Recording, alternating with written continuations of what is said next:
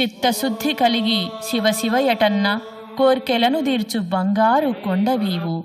భక్తి ప్రార్థింతుమయ్యా శ్రీ పార్వతీశ, కావరావయ్య పరమేశ కరుణాభరిత అంటూ ఆ పరమేశ్వరుణ్ణి ముందుగా ప్రార్థించుకుందాం. పవిత్ర గంగాజలంతో పరమశివునికి అభిషేకం చేయడం అత్యంత ప్రధానమైంది. బ్రహ్మ కమండలంలో దాగి విష్ణు పాదోద్భవమై తేలి శివుని జటాజూటంలో ఆడి దివి నుండి భువికి దిగివచ్చిన పావన గంగ ఈ గంగ.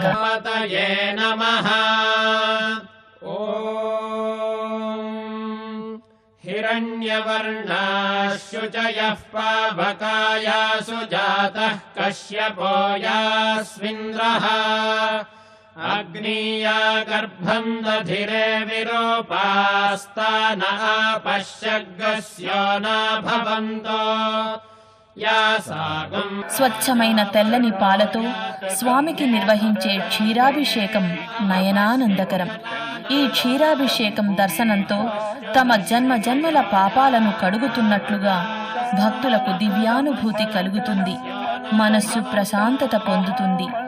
తెల్లని పాలధారలతో ప్రకాశించే ఆ నీలకంఠేశ్వరుని రూపం నిత్య స్మరణీయమైనది.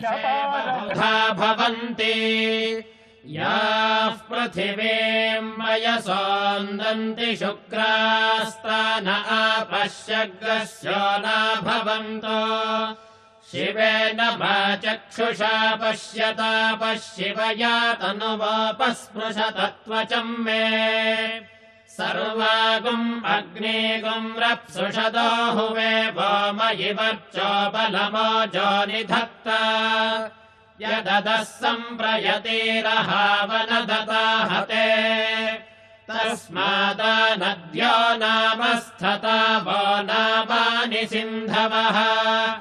యత్ప్రేషితా వరుణేన తాశ్రీభగం సమవల్గతా తదాప్నోదింద్రో వో యతేస్తస్మాదాపో అనుస్థనా.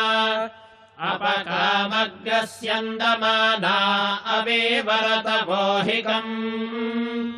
ఇంద్రో వశ్శక్తిభిర్దేవేస్తస్మాద్వార్ణామవోహితम्. ఏకో దేవో అప్యతిష్ఠత్స్యందమానా యథా వశम्. ఉదానిషుర్మహేరితి తస్మాదుదకముచ్యతే. आपो भद्रा घृतमिदाप आसुरग्नी सोमो बिभ्रत्याप इत्ताः. तीव्ररसो मधुमृचामरङ्गम आमा प्राणेन सह वर्चसा गन्. आदिपश्याम्युत वा शृणोम्यामा घोषो गच्छति वाङ् आसाम्. मन्ये भेजानो अमृतस्य तरहि हिरण्यवर्णा अदृपय्यतावः. आपोहिष्ठामयो भुवस्तानभूर्जे दधातना महेरणाय चक्षसे. यो वः शिवतमोरसस्तस्य भाजयते हनः. उशतीरिव मातरः तस्मा अरङ्गमामवो यस्य क्षयाय जिन्वथा. आपो जनयथा जनः दिवि श्रयस्वान्तरिक्षे यतस्व पृथिव्या सम्भव ब्रह्मवर्चसमसि ब्रह्मवर्चसा यत्त्वा. अवाङ्ग्रहान् गृह्णाति. आप्यायस्व समेदुते विश्वतः सोमवृष्णिजम्. भवावाजस्य सङ्गथे. आप्यायस्व मदिन्दमसोम विश्वाभिरोतिभिः. भवानः सप्रथस्तमः సంతేపయాగం. పేట పేటలుగా క్రిందికి జాలువారుతున్న చిక్కని పెరుగుతో అభిషేకించడమే దధ్యాభిషేకం అంటారు. శ్రీ చంద్రమౌళీశ్వర స్వామిగా దర్శనమిచ్చే స్వామి దధ్యాభిషేకంలో దేదీప్యమానంగా వెలుగొందుతున్నాడు. ఈ దివ్య రూపంలో దర్శించుకున్న భక్తులకు సిరి సంపదలు వృద్ధి చెందుతాయని పెద్దలు ఉవాచ.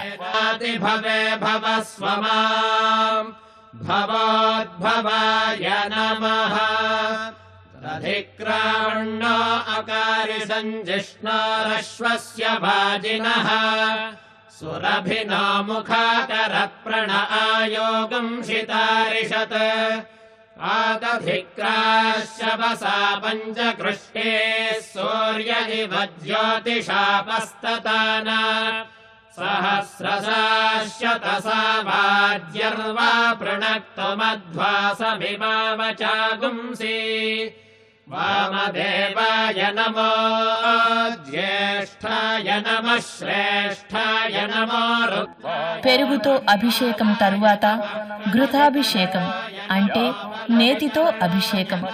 నిష్ఠాపూర్ణమైన బుద్ధిని భగవద్భావనతో చిలికి చిలికి తీయగా వచ్చిన వెన్న అనే చిత్తాన్ని ఆ స్వామి పట్ల నిరంతర భావన తపస్సుతో తపింపచేయాలి.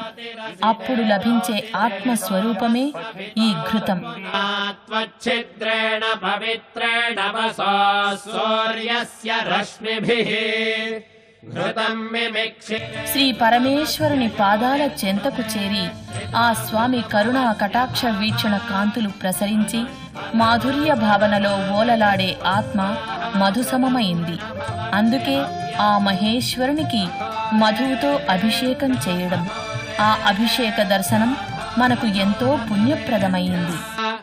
సర్వేభ్యః సర్వశర్వేభ్యో నమస్తే అస్తు రుద్రరూపేభ్యః మధువాతారుతాయతే మధుక్షరంతి సింధవః మాధ్వీర్నః సంతోషధీః మధునక్తముతోషసి మధుమత్పార్థివగుం రజః. మహేశ్వరునిపై కురిసిన మధువు ఘనీభవించి శకలీకృతమై శర్కరగా మారి ఈ సమస్త లోకాలనే శర్కరాఖండాలుగా అవతరింపచేస్తున్నాయి.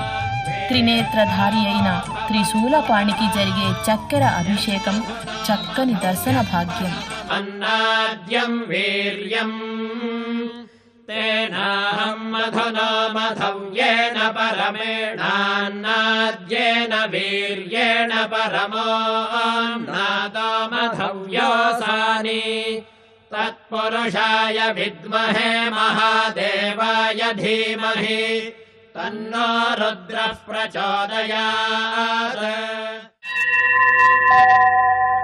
త్రిదళం త్రిగుణాకారం త్రినేత్రం చ త్రియాయుధం త్రిజన్మ పాప సంహారం ఏకబిల్వం శివార్పణం త్రిశాఖైః బిల్వపత్రైశ్చ అచ్ఛిద్రైః కోమలైః శుభైః తవ పూజాం కరిష్యామి ఏకబిల్వం శివార్పణం.